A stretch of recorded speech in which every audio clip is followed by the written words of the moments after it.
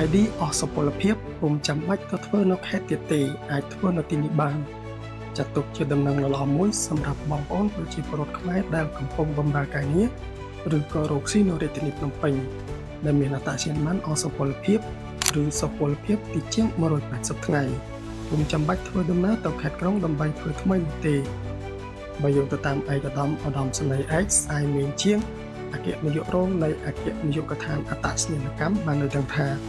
ពលរដ្ឋដែលមកពីបណ្ដាខេត្តនានាដែលមានអត្តសញ្ញាណប័ណ្ណអស់សុពលភាពឬសុពលភាពនៃអត្តសញ្ញាណប័ណ្ណទីជាង180ថ្ងៃគឺអាចធ្វើថ្មីបាននៅនាយកដ្ឋាន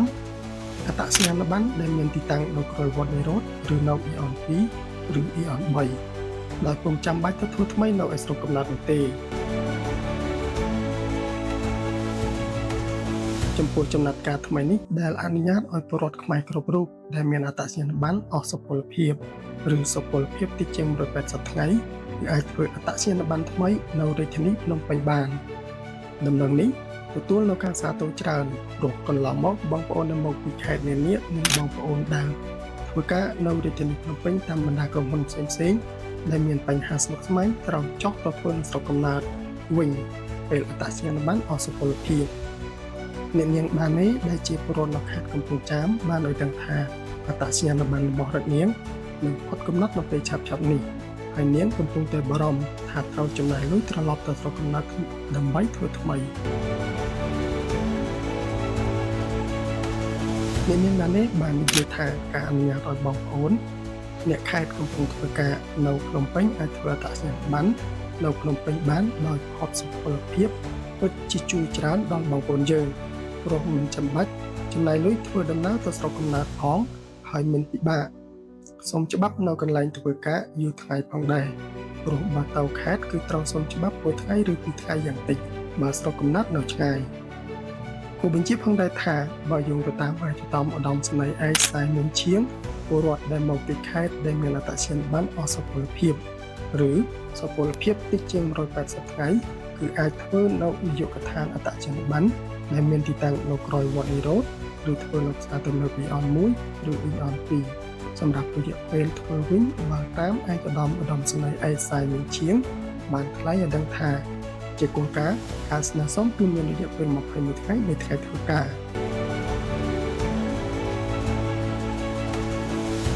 សំណួរសួរថា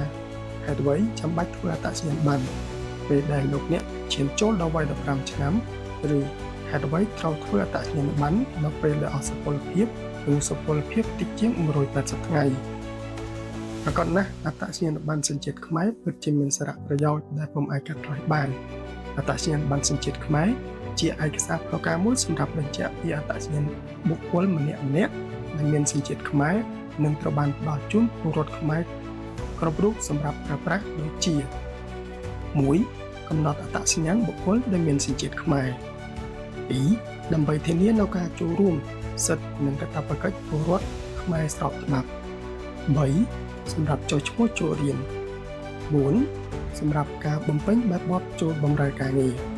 5. អត្ថប្រយោជន៍សម្រាប់ការចុះបញ្ជីអចលនវត្ថុដីធ្លីផ្ទះសម្បែងជាដើម 6. ការចុះបញ្ជីយានយន្ត 7. បម្រើការងារបោះឆ្នោតនិងទី 8 ការប្រើប្រាស់សេវារដ្ឋបាលផ្សេងៗតើនរណាខ្លះគួរធ្វើអត្តសញ្ញាណប័ណ្ណសញ្ជាតិខ្មែរ